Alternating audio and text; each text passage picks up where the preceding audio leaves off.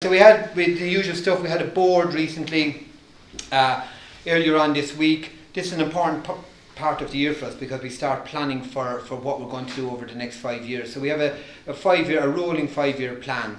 And the reason you have a 5-year plan is that a lot of stuff that we do takes several years to realise. And the reason that it's rolling is that the circumstances that we operate in change each year. So as the facts change, you change your mind and you do something different. Certainly one of the interesting things that the board have said to us that over the next 10 years that they want us to have about, in 10 years time, about 5,000 rented properties, which is 1,400 more than we have at the moment, which means that we'll have to deliver somewhere in the region of 100, 150 properties every year, if not more. And so how can that be affected by the external environment? Well, the Welsh Government are doing an affordable housing review at the moment. And the Welsh Government have a dilemma because they want the rent to be kept low, but they want us to deliver more properties. Well, you can't have the two. It's a bit like Boris Johnson going to Europe and saying we're going to have our cake and eat it. And Boris has found there ain't no cake and there ain't no eating. And that's exactly what they're finding, that they can't have it both ways. It takes us 30 years to recover the cost of a new bill anyway. If they keep the rent down and building prices continue to increase, it'll take us even longer. And the longer it takes you to get your money back, the more your money is tied up, the less money you have to build new build anyway. So they're faced with a real dilemma. In England, in the past few years, they've had a 1% rent cut each year, which has proved incredibly problematic to the housing associations in England. Now, it made the government feel good because the Tory government, regardless of how you vote, there's a cruel streak runs through them. And we're working in a local authority here, which is Conservative control, and I got to say, got absolutely no issue with them at all. And they certainly have a social conscience. There seems to be something about them when they get into government that they only like to kick you when you're down. And the further down you are, the harder they kick you. And anybody who requires anything from the state is a sponger. So whether it be child benefit or whatever the hell it is, if you require anything from the state, I always thought it was an unusual one, isn't it? The child benefit is meant to be universal. But if you earn over 50 grand, you don't get it, which sounded kind of nice to them. But if you earn under 50 grand, you do get it. But if you do get it, then you're a sponger anyway. So there's a cruel streak, and Ian Duncan Smith was put in charge of universal credit and would have been behind the rent decrease as well. And a harsher, crueler man it would be hard to imagine. There are, for the benefit of the camera, 640 MPs in Parliament. He's the biggest bollocks of the whole lot of them, by some margin. You couldn't think of a crueler and harsher man. Universal credit, generally speaking, anybody who's on it loses about £1,600 a year. Well, if you've got nothing, and then you got £1,600 less than nothing, that puts you in a hell of a fix going forward. So we've got about 50 new tenants coming across on universal credit every month. Their rent arrears is about 4 times larger than the rest of our tenants. Every single tenant on universal, 85% of tenants in universal credit are in arrears. Their average level of arrears is about £375 each. That's going up all the time. They were about, I think about 6% rent arrears a few months ago. Now it's 9% rent arrears among some of them anyway. So you can see that, and what we've had to do, so we've devoted, say, maybe 3 members of staff to deal with the effects of universal credit. And that costs us close to £100,000 in staffing costs each year. But those 3 members of staff are involved in us collecting less money than we had before. So you have a significant extra staffing cost to collect less money than you were bringing in before. So I'm trying to figure out who exactly is winning out of this. And the only people that are winning out of it are people who hate poor people. And there are quite a few of them in Britain, unfortunately, at the moment. And right now there's a poisonous atmosphere in the country where, in actual fact, the more you kick people like this, the more certain parts of the country seem to like it. An example of it this week is the likes of me and Carolyn that are viewed as queue jumpers now, rather than people who came here to get a job and not sponge off the state. But that's a universally accepted state of mind. And we find that all the time. Like, for example, in this county, some of the richest villages in this county now have significant shortfall in care hours because they can't get care workers to go to those villages. So the wealthier people who require care in this county are beginning increasingly not to be able to get the number of hours they require. But yet if we went into some of those villages and put in a planning application, the whole place would vote against it.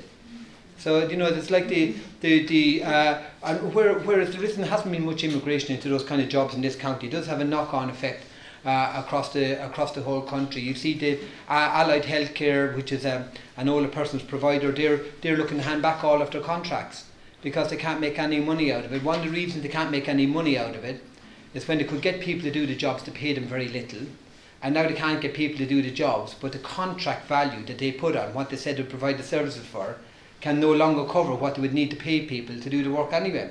So they're just looking to hand back the contract. So we're living in very unusual times, and I would say the Welsh Government have been much better than the Westminster Government. But once again, they're facing this thing, that in the economy, people, they talk about the level of employment within the economy. Well, within the British economy, there's a huge amount of underemployment.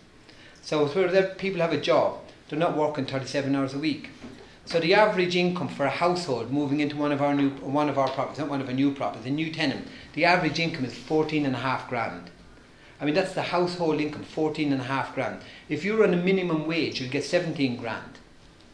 But that's minimum wage working full time. So it just shows you they're in that black gap, as they always call it, between 16 and 32 hours a week, where as soon as you get above 16 hours a week, you start losing benefits very, very rapidly. But you see all the jobs that are out there now. Me and Kat actually had a meeting with Health last week, who were desperate for staff. But the first thing they weren't listening to me, were they? The first thing they said was, we got loads of jobs at 25 hours a week. And I said, well, the last thing we want are our tenants getting jobs at 25 hours a week. Find somebody else to have them. But yet they're really struggling to recruit because fewer people are coming here now, because they feel that the environment they'll come into won't be as welcoming as it used to be. So there's a malaise within the economy. Employers, if you say vis-a-vis France, in France if you get a job it's very, very difficult to leave it.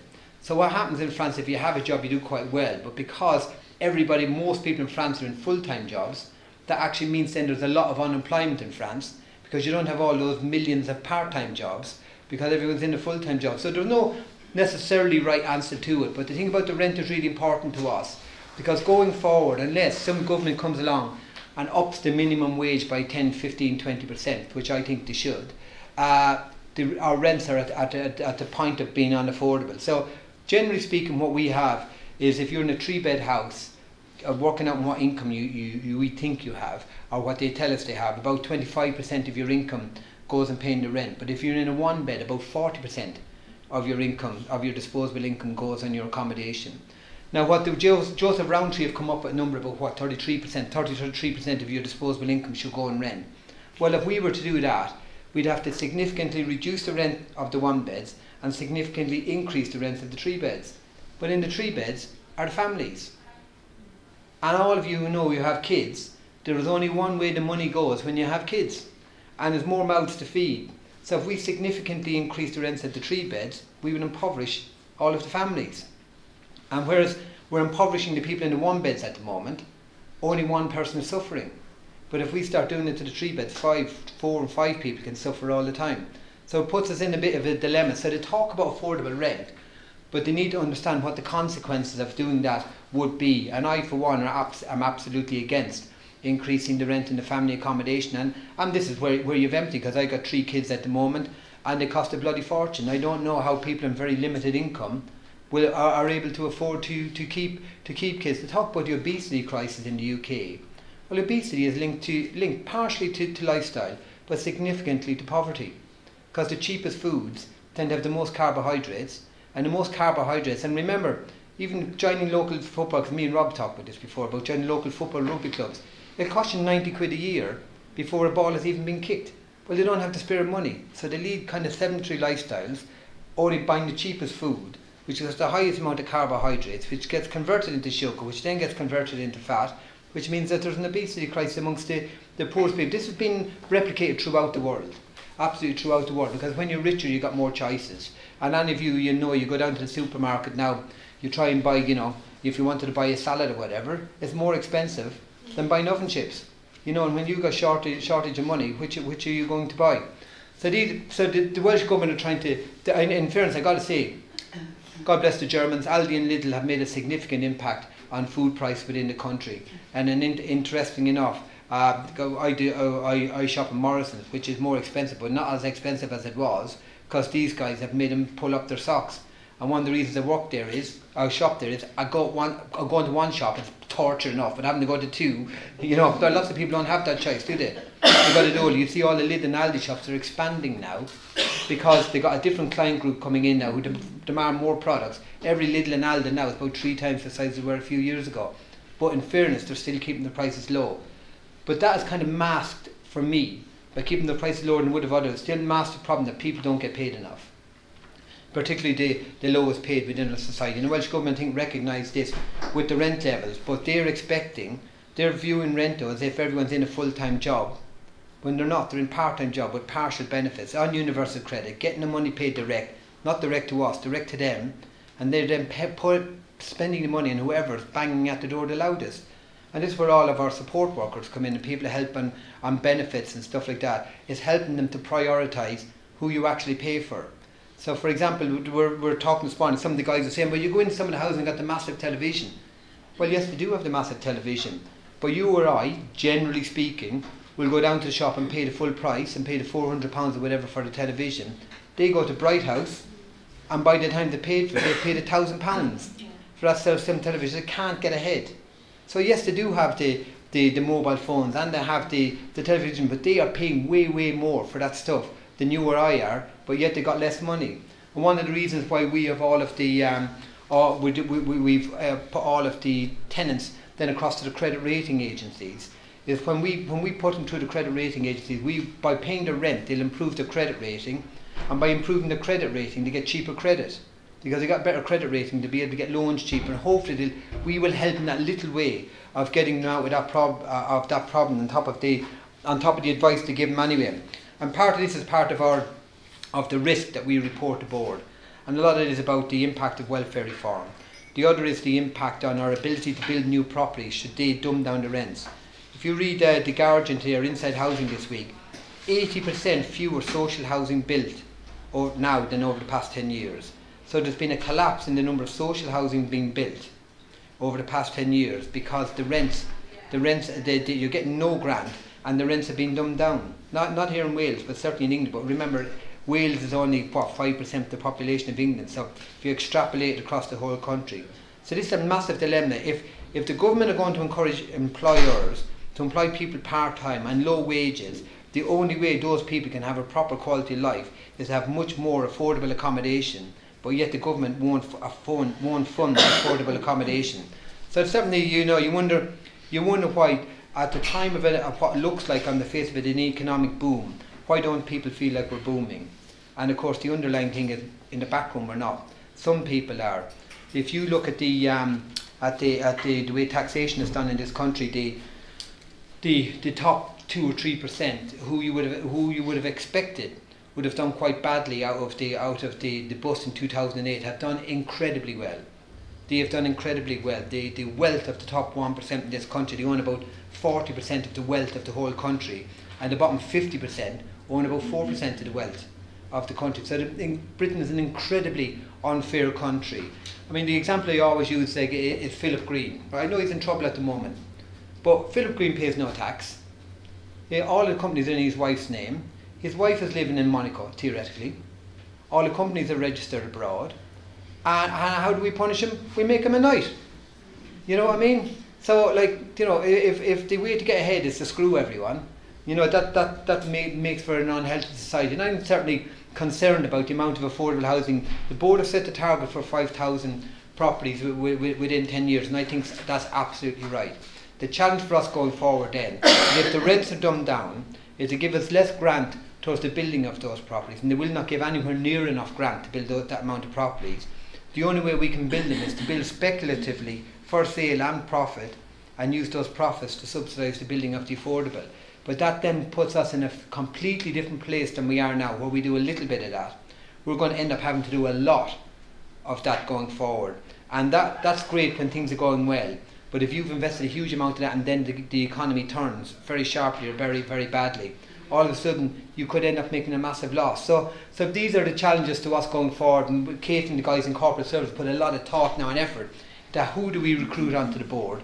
How do we make sure that we recruit the right people with the right skill set to make the right decisions? Because what you don't want is somebody going Yahoo Okay, we got one of those in the White House. We'll see longer term what kind of impact that will have. But what you absolutely need is people who are cold, calm, who have passion in their heart for what we're doing, but got ice in their head about making the right decisions and staying calm and making the right decisions. So the council at the moment, the access to developable land, the board can say whatever target they like for the number of new houses we should have, but if there's no land, that target means nothing. Now the LDP, which is the local development land, which is essentially what the planning department do in the local authority, where they draw the lines around land, where the use of that land can be changed from agriculture to housing, and they're doing that at the moment, and there is going to be murder. There is going to be murder, because the point I'm making about these rich villages with not enough care hours is that the demographics in Monmouthshire are awful. So although it's a wealthy county, it's an increasingly and very rapidly ageing county. Unless there's a massive influx of younger people with families, there's going to be a huge problem for the council, this county, in 5-6 years onwards.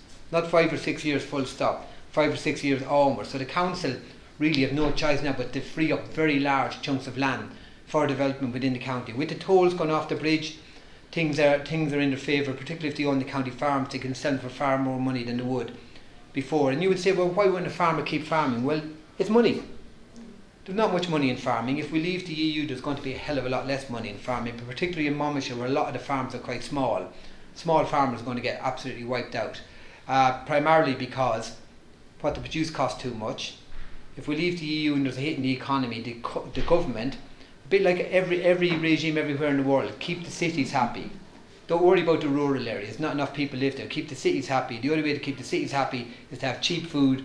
To get cheap food, you got to import it. The imported foodstuffs would be way cheaper than British farmers will produce. They'll be absolutely knackered. So the farmers are thinking this and understand that, particularly the smaller ones. Big farmers want Brexit, because big farmers know that it'll wipe out the small farmers and they'll be able to buy their land at a fraction of what it costs at the moment. So when you often hear farmers argue about whether Brexit's a good thing or not, it's the big farmers knowing they're going to get land at a fraction of the cost than it is now. Small farmers object because they require the EU payments, and they also know they get wiped out by cheap imports. So this is why the likes of Gove and all those want to be able to do trade deals with America, because America produces food a lot cheaper than Britain does. The fact that it's packed to the brim with hormones and whatever is completely irrelevant. And the fact that all of us can look forward to growing a willy from our ears in the future once we've had enough of their food. One of the things that the council do is free up a lot of this land. If you think agricultural land at the moment, depending on how useful it is, if it's hilly or bog, maybe £7 an acre. If it's good for cereals, 15 grand an acre. But we will pay 20 or 30 times that if it's developable land.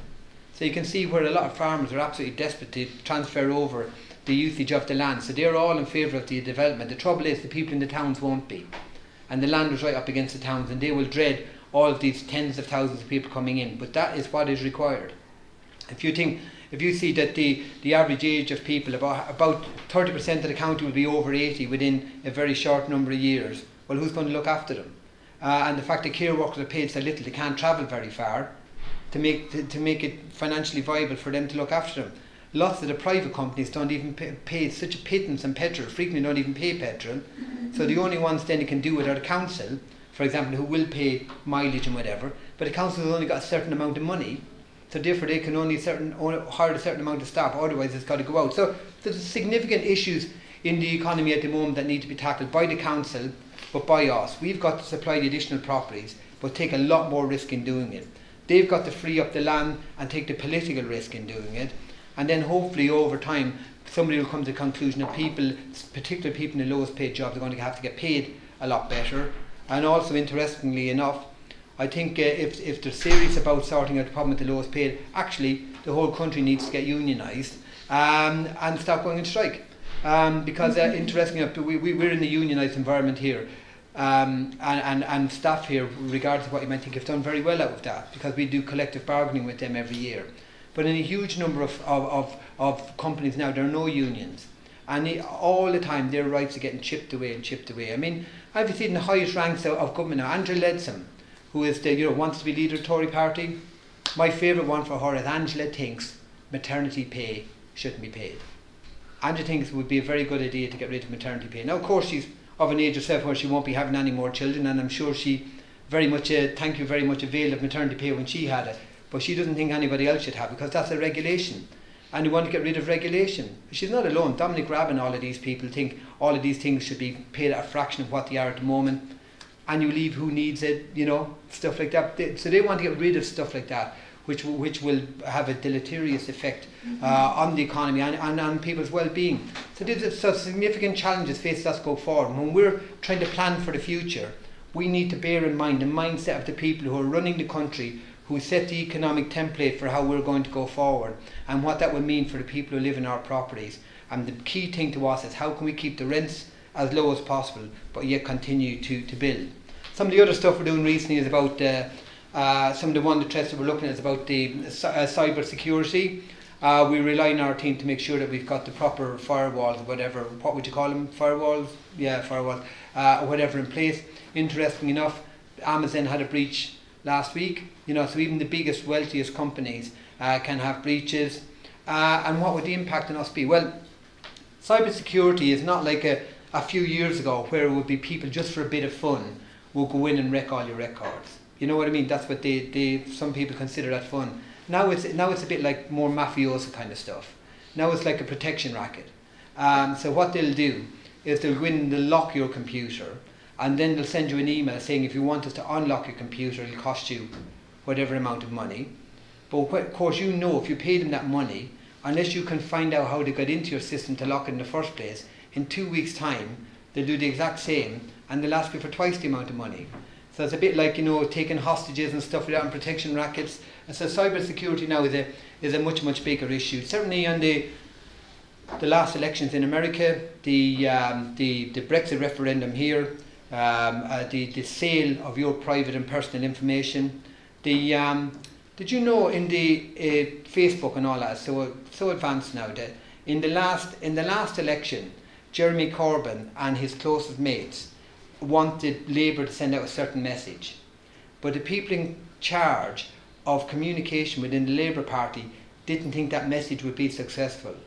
So they were putting out this message through Facebook because they can absolutely target, they can send it to two of you but not the rest, because they know that you were more likely, because of your Facebook activity, you were more likely to believe that message. Whether they think you're more gullible or what, you're more likely to believe that message, and so you're wasting the time of the other people, just send it to you two.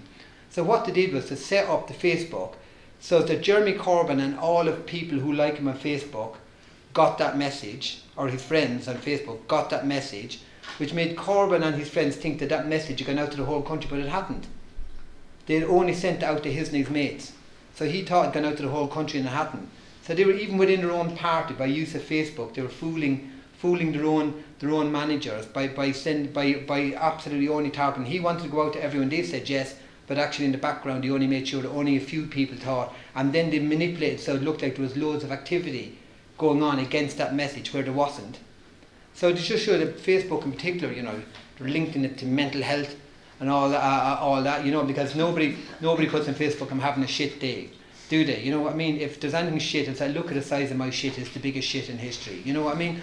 So everything is about like projecting yourself, and this is what causes significant mental health issues. So these are some of the issues for us going forward. We talk about isolation, and Facebook and all of these things theoretically should help with isolation. And whereas to keep you connected, they also keep you depressed because everybody else seems to be having a great time, while you're not having a good time at all. So these are some of the challenges for us about how would people use Facebook against us. For example, would it be possible to do it? About the cyber security, make sure that we can't get bribed. You saw the one last year where they tried to bribe the whole of the NHS. Interesting enough, I know people complain about password renewal. One of the big problems with the NHS were people weren't renewing their passwords.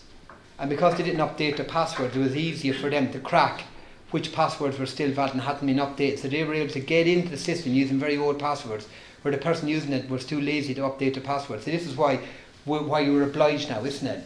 That you'll get locked out of the system unless you upgrade your password. Can you tell us a couple of things about password security, what would make it better? Because it's about using the unusual keys, isn't it? It's the passphrases. Yeah. They've looked now. So like a combination of random words is better than changing all the characters, because changing the characters is just as easy to break into. So really, what you should just pick is, say, 3 random words, complete, and put those together, and that's a stronger part of anything you'll sort of come up with, changing characters over. All right. So this thing about using colons and all that isn't really much use, which was that was the advice a year ago. So things have moved on even since then.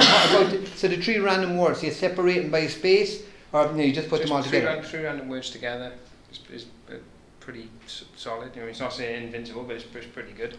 Because my password at the moment is John is awesome. So that's like, yeah, that would work well. Okay, good.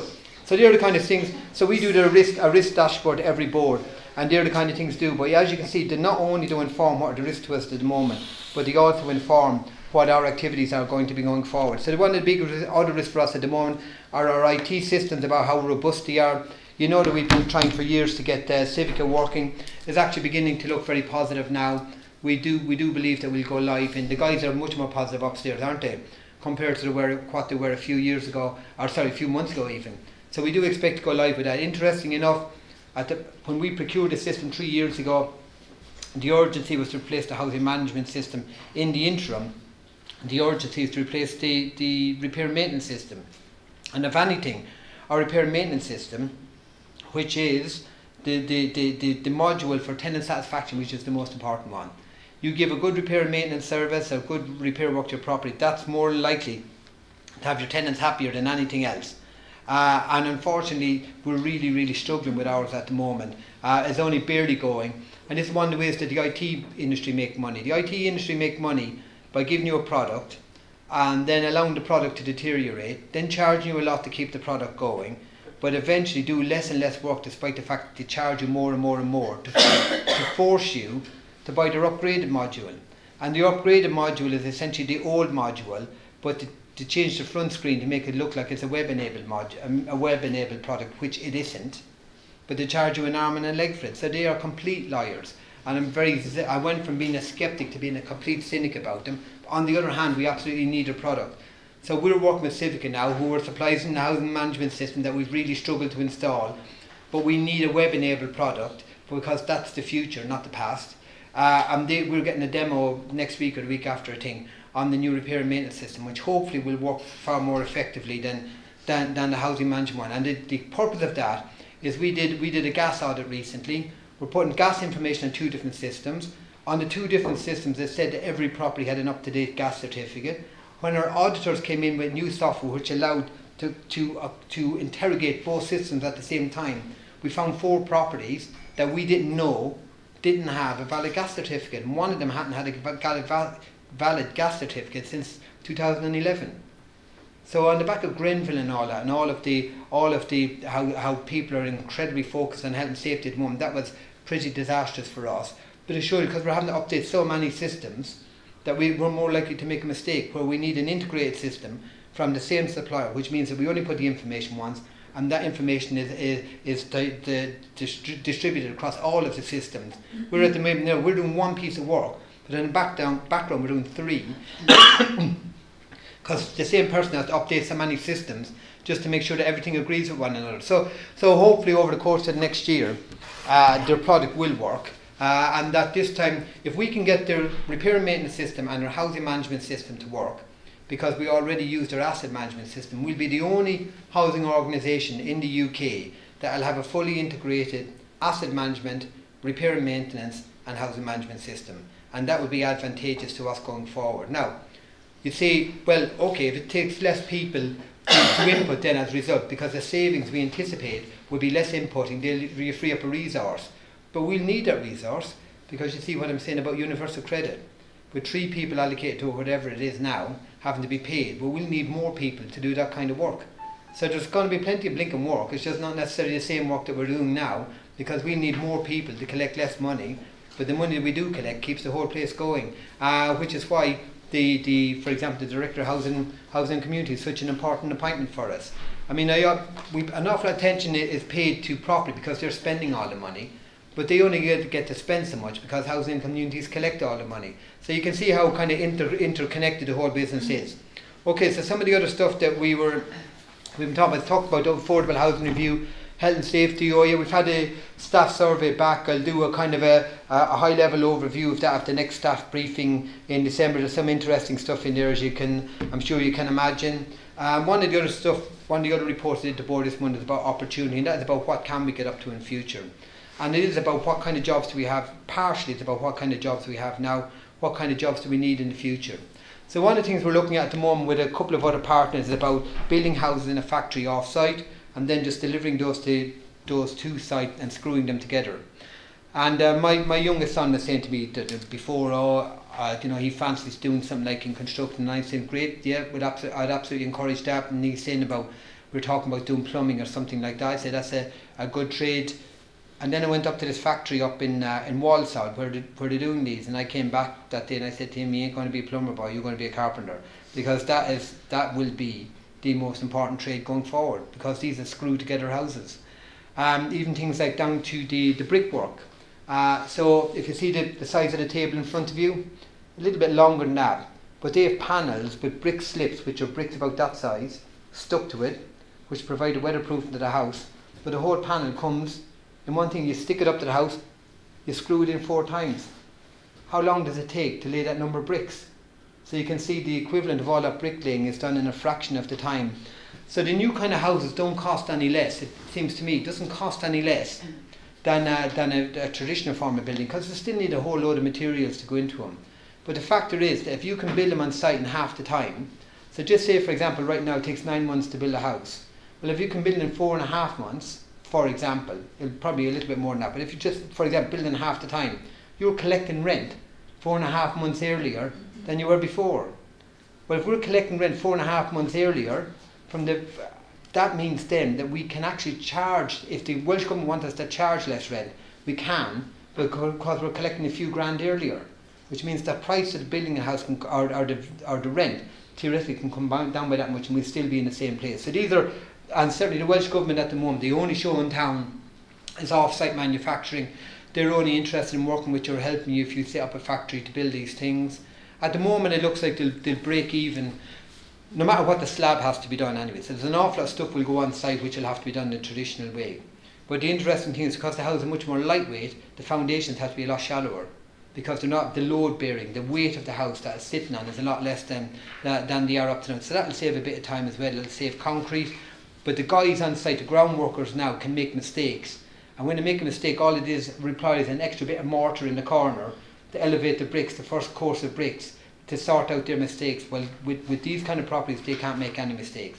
That slab has got to be absolutely level, because we're talking millimetres. The tolerances are 2 and 3 or 4 millimetres. Up until now, you can get away with 30 millimetre out. With these, you won't be able to. Everything will have to be much more accurate. But if it is more accurate, you'll put it together a lot quicker, and you'll make savings going on. So these are some of the opportunities of what are the skill sets required in the future. But that doesn't mean you won't need brickies and blockies, because it's only the new houses going forward will require those skills more. The traditional skills are required in the 99.99% of the houses that are still in existence that will require repairing and extending, so nobody's going to lose out. Just the way we deploy people will be different. Some of the newer stuff now, even small things like on site, when we deliver these to site, the holes for the wiring will be already in the frame. So like on site at the moment, guys are frequently wasting a lot of time drilling holes between one floor and another to run wires through. The holes will be there already. So rather than waste time that straight in, straight up go the wires, in a few years time they'll come to site with the wires in them already. So just say in 3, 4, 5 years they'll come to site with the wires in them already. So that shows you how things are advancing and how things will change in construction, and they need to, because the quality of what's being produced now. Just say persimmon. If any of you live in a persimmon house, I apologise now. But their modus operandi is the cheapest. So what tiles we put in the roof? What do you mean, what tiles? There is only one type of tile, the cheapest tile. What bricks will we use? What kind of question is that? What are the cheapest bricks? Everything about persimmon is the cheapest. So that's why their chief executive ends up £120 million bonus, which he has now reduced under significant protest to 75 million. In the process, the chair of the company and the head of the remuneration committee, who knew they'd messed up by allowing his pay package to get to that, asked him to take a reduced amount. He refused. They had to resign.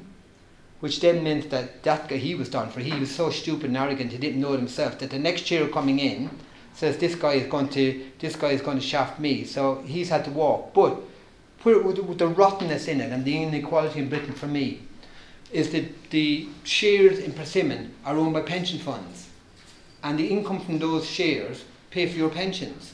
And those pension funds agreed that remuneration package and didn't cause a fuss when he got it, because they're all tied up with one another. So that means, where's the 120 million quid come from? It comes from our pension contributions. That 120 million quid should have gone to those pension funds, so we've got to pay in less, so that you get better pensions when you retire. So I'm thinking, actually, this is massively, massively corrupt and rotten, the way the most richest part of this country operates. He thought it was okay to get 120 million quid. The pension funds will pay your pensions, but they don't. We pay your pensions. The pension funds just distribute what we pay them. You know what I mean? So the whole thing is absolutely rotten. So come back to the thing about the richest people in society benefited massively from the 2008. And it's interesting, John Redwood and Jason Rees-Mogg, two of the biggest Brexiteers, right? Both of them work part-time for investment firms. Okay, John Redwood and Jason Rees-Mogg have set up banks in Ireland where they are now telling all of their current investors to put all their money until after Brexit in anticipation of a collapse in asset prices, which means that all their mates, because none of us have money in any of these investment funds, do we? These are only for the incredibly rich. They then would bring the money back into the UK and buy up a whole heap of assets at a fraction of the current value. So the cynicism of these guys is just beyond belief. And remember, they were perfectly. John Redwood wrote out to all of his investors, and he's the biggest Brexiteer of the lot and has been, tell them all to take the money out of the UK. You know, these guys are saying invest in corporate UK going forward. The cynicism is just incredible. And as I said, Jason Rees-Mogg has done the same. They're getting a bit of a slaughtering over setting up banks in Ireland so that them and their mates can hide their money until such time as the dust settles down. But as you can know, it's a bit like the land values. The rich farmers want Brexit because they know it'll collapse the price of agricultural land, and they'll mop up all of that land way cheaper. In the exact same way, the asset-owning rich are doing the exact same thing as well. So something has to change. Something has to change in our society to keep it a healthy and a vibrant society going forward. We want tenants to be ambitious, but where are they going to get the jobs that pay enough money to allow them to realise their ambition? So we're living in strange times. Interesting. Dominic Raab, who negotiated the current deal and then resigned, now is on Radio 4 this morning, says we'd be better off staying in the EU. Well, you know, what are these people like? They have access to all the information we don't. They wanted to send the country down the wrong way, and now that he sees maybe he won't benefit enough from it, all of a sudden now he's saying that staying in would be better. He's not become a Remainer. He's certainly still a Brexiter, but it hasn't quite worked out for him and his mates quite the way they would have liked. So that's pretty much most of the stuff that we've done. In an earlier brief, we gave a lot of the update about smoke alarms and fire alarms. Some of you are involved in the fire alarm in Cleesa Brennan at the moment, up in Abergavenny, which is causing us a lot of problems, getting a lot of grief on social media over it, because the alarm keeps going off at night time for whatever reason. We can't find out what the problem is. But on the other hand, if you think of it, how sensitive everything has to be. We had in Cleesa Brennan, we had a smoke alarm in the bin sheds, but which kept going off because everything has to be so sensitive now because people are more scared. But that was so sensitive, we've had to change it now to a heat sensor, not a smoke sensor, because there's less likely to be a lot of heat in there. But I'm wondering, if we have another boiling bloody hot summer, is that bloody alarm going to be going off all summer because it's going to be so hot in that bin shed? So there are advancements going on. The interesting thing about the houses, because the houses that we're talking about building factory predominantly made of wood, which will be a problem in England maybe more than here, because in Wales, of course, the house will have sprinkler systems. So although they'll be made predominantly of wood, we're hoping that because of the sprinklers, the risk of fire will be significantly reduced anyway. But sprinklers sound great. A sprinkler will only work well if the local water pressure is high enough. What was one of the problems with Grenville? That the water pressure was too low for the hoses to go high enough. In London, at night time, there's significantly reduced water pressure all over London. This is because of the amount of leaks they have, because they're so busy paying out to shareholders that they won't spend the money leaking the pipes. well, all the water pressure is reduced. At night time, when there's a big fire in London, the fire brigade have to ring the water company to increase the water pressure in that area. And for whatever reason, Thames Water didn't increase the water pressure in the area good enough. So how many lives were lost in the back of shareholder value? Because they don't want to repair the leak. So it's very hard. It's important to be a skeptic always and not be a cynic. But some of the behaviours of these guys, it's just beyond the pale. Anyway, we feel that we're getting a lot better at health and safety. Our issue at the moment is fire doors. We've got 1,000 fire doors that we need to look at. 500 are made of wood, which we were hoping will be okay. But interestingly enough, the more modern materials, like the composite doors, they haven't been fire tested properly yet. So people can see a great chance. And now there's one of the companies, Solar Doors, which is based in Caerphilly, whose doors all failed. Interestingly enough, in fairness to them, they were so confident of their own product, they put themselves up as a volunteer to be the first fire doors to get tested. And I know exactly what they wanted. They wanted their doors to pass, so that they would then dominate the market, because their doors would have passed and everybody else will have failed. But of course their doors failed. Now their businesses kind of collapsed on the back of that. So what they're now trying to do is sell these doors from Germany, but the doors are £1,000 a pop.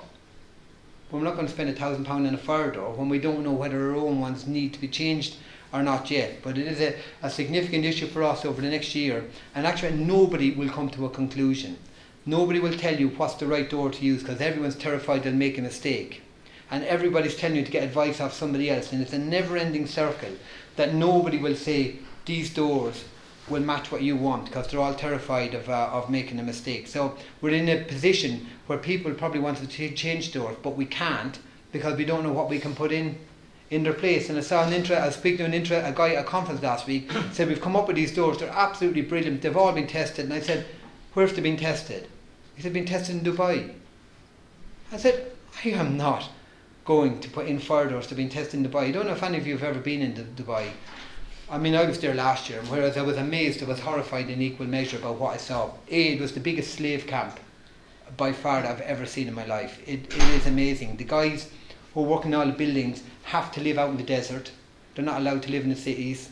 They are shipped out to the desert every night, to barracks where they live in the desert with no family, not allowed to have any family with them. They're left out there for years. You go by their buses, which have been brought in to work every day. It's a massive bus, but the buses are in one of the wealthiest countries in the world. The buses that they transport these guys around in are cattle wagons, essentially. Every single one of them is fast asleep. So have you ever seen a bus at the end of a working day where every single person is fast asleep? But that tells you how hard they're pushing these guys all day long. And you see that I was asking a guy out there, how come Al Qaeda haven't done anything here in Dubai? And he said, well, that's because all of Al Qaeda's assets are in Dubai, so they're hardly going to bomb Dubai and affect the value of all of their assets, are you? So somebody telling me that in a country like that, where they don't care where your money comes from as long as you have money, because all the guys who work to tell you, as soon as your money runs out, you get deported. They've got no safety net at all. Your money's run out, deported straight away, straight to the airport, out of the country. They don't give a shit. So somebody's telling me that a fire door tested in an environment in a country like that is something that I should be buying. Absolutely no way. But you can see that even on the back of a massive tragedy, loads of people are out there looking to make a load of money out of this. So we've got to take our time, keep our nerve, find a door eventually. Now, clearly would prefer to buy a door that's made in Britain anyway, even if we have to pay a bit more for it. But find something that will pass the test, that we can put in our properties and look the tenants in the eye and say nothing is ever 100% safe, but this is a hell of a lot better than what we had already. So have I missed anything? No. Okay, so just any questions from you guys? No? Okay, thank you all very much. Those of you who didn't have either a song or a poem, I know your name, I know your job, and I expect a great show the next time when you turn up. Thank you all very much.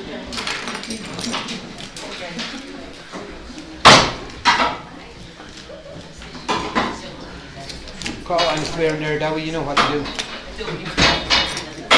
You catch all that, Lou? Essentially bored.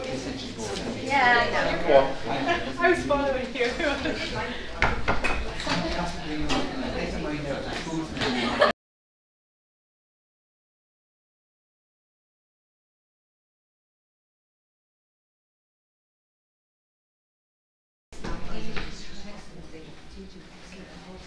Oh, yeah, well, I wouldn't touch it. Everything you just turned on said was explained very easily, understood everything. Yeah. Whereas some people, you get dog and you think, Huh? What did you say? Yeah. You just explained everything. Oh, thank you very much. Where are you from originally? Me? Yeah. Birmingham. Yeah, because your accent is all over the place. Oh, it's all over the place, yeah. I've lived all over. The only two places I haven't lived is Ireland and Scotland. No, I'm bloody hell. I was just listening to your accent now. I got lots of relatives in King's Heath, but you don't sound anything like them, you know what I mean? No. I lived in, born in Birmingham, lived there till I was about 6, then moved to Durham, then moved to Newcastle, then lived in Dorset for 30 years, moved to Nottingham, been in Wales for 5 years now. How do you find it down here? It's a lot cheaper to live. Yeah, isn't